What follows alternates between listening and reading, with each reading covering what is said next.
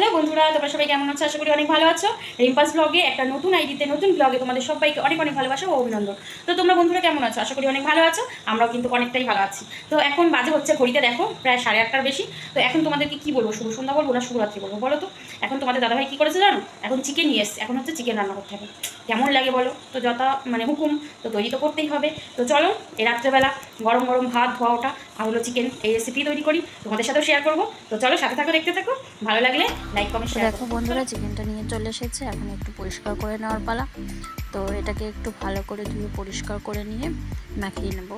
তো দেখো আমার ধোয়া পরিষ্কার করা হয়ে গেছে। এবার এটাকে আজকে ভাবছি মশলা করেই তারপরেই বসাবো। সবসময় তো মাখিয়েই করি, আজকে একটু অন্যরকমভাবে করবো। দেখি কেমন লাগে টেস্টটা খেতে। আশা রাখি ভালোই লাগবে, খারাপ না। একটা মজার ব্যাপার হলো, চিকেনে দেখো মশলা কষিয়ে আলু দিয়েছিলাম। আলুটা না পুরো গোটাই রেখেছিলাম, কারণ ছোট ছোট তো, তাই বেশি আর অর্ধেক করিনি, গোটাই রেখেছি। আলুটা মশলাটা ভালো করে কষিয়ে তার উপরে মাংসটা দিয়ে দিয়েছি।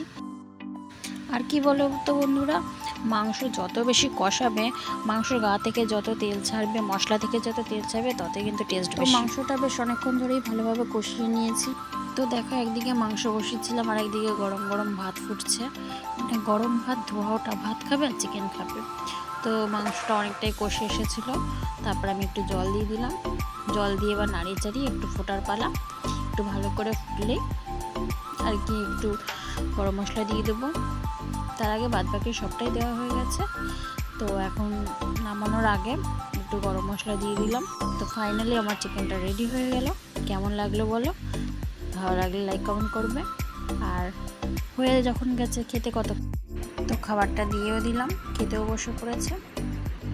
আর খেতে বসে পড়ে দেখেছো কি বলছে? বলছে দারুণ, গরম গরম তো ভালোই। তো বন্ধুরা দেখা হবে একটা পরের ভিডিওতে। শুভ